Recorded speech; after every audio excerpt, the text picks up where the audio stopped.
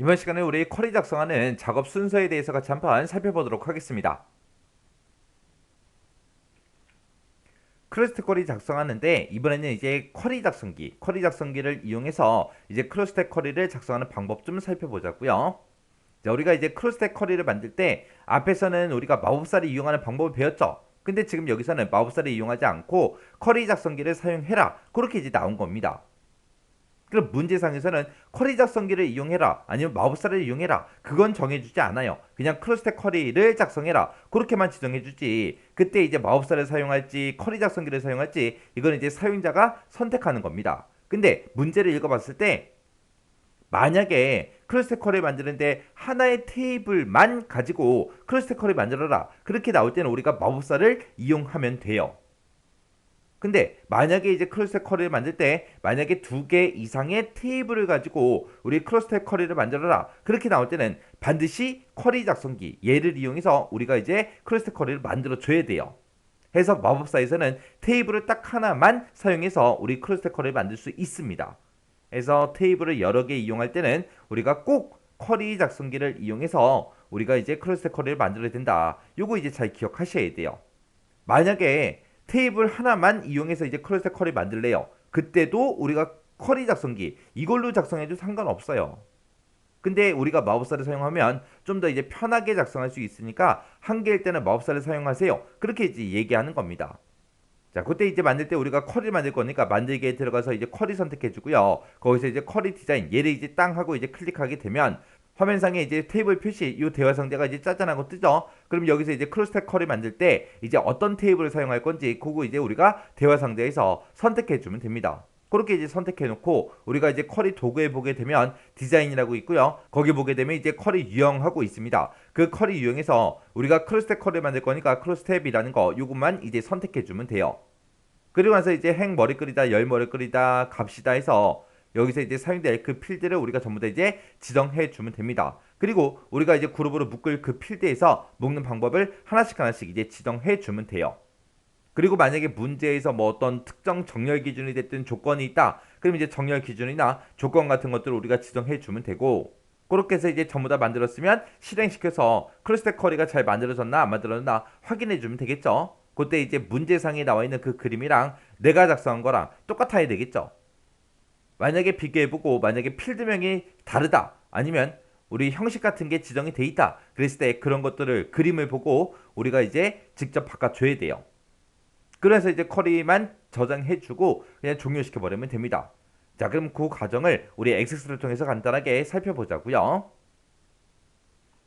자, 지금처럼 이렇게 이제 엑섹스가 있을 때 이제 우리가 쿼리 디자인으로 이제 크로스텝 한번 만들어 보자고요. 우리 만들기에 들어가서 우리 쿼리에 보게 되면 쿼리 디자인이라고 있죠. 이 쿼리 디자인을 클릭하게 되면 지금처럼 테이블 표시 대화 상자가 짜잔하고 뜹니다. 그럼 여기서 이제 나는 상품이라는 이 테이블을 가지고 할 거다. 그러면 상품 더블 클릭해 주고요. 그리고 이제 상품 구매 내역이라는 이 테이블도 이용할 거예요. 그럼 여기서 이제 또 더블 클릭해 주면 되겠죠. 그렇게 해서 이제 두 개 테이블 전부 다 이제 추가시켜 주고 그리고 X 버튼 눌러 버리면 됩니다. 그리고 나서 이제 그 위에 보게 되면 쿼리 도구에 쿼리 디자인에 보게 되면 쿼리 유형이라고 있고요. 이곳에 보게 되면 우리 크로스탭이라고 있죠. 이걸로 이제 쿼리 유형 바꿔달라. 그렇게 해서 이제 크로스탭을 우리가 한번 클릭해 주면 됩니다. 클릭하게 되면 지금 이곳에 크로스탭하고 이렇게 이제 한 줄이 생겨요.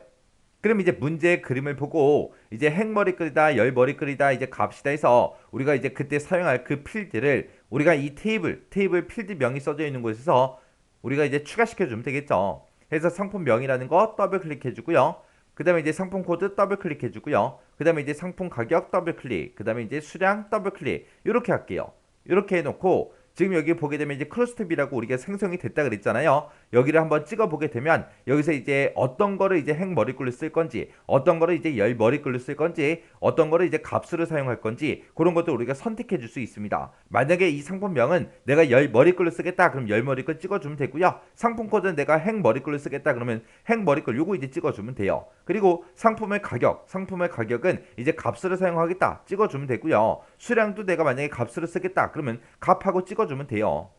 그때 이제 상품 가격, 수량에 대해서 상품 가격은 이제 합계를 보여달라. 그러면 여기서 요약이라고 되어 있는 부분 있죠. 여기서 이제 묶는 방법, 요거 이제 선택해서 여기서 이제 우리 합계로 고쳐주고요. 수량은 이제 개수를 보겠다라고 했을 때 여기서 이제 개수만 이렇게 이제 찍어주면 됩니다. 그리고 이제 문제를 봤을 때 상품 가격이라는 요 필드를 가지고 뭐 내림차순해라 오름차순해라 그런 이제 정렬 방식이 정해져 있으면 여기서 이제 정렬해서 우리가 오름차순 내림차순 찍어주면 되겠죠.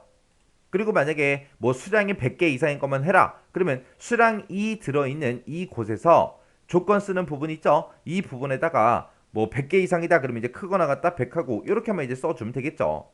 이렇게 해서 이제 설정할 거 다 해주고 설정이 다 끝났으면 여기서 이제 우리 실행이라는 요 아이콘이 있어요. 요거 이제 클릭해서 우리가 이제 크로스텍 쿼리 만들어 놓은 거 실행시키고 그리고 문제 그림이랑 비교해서 혹시나 이제 필드 명이 다른 부분이 있는지 아니면 형식 같은 게 다르게 이제 지정된 게 있는지 그런 거 이제 확인하고 이제 문제 그림과 이제 똑같이 우리가 필드 명이 됐든 형식이 됐든 그런 것들 이제 우리가 수정해 주면 되겠죠.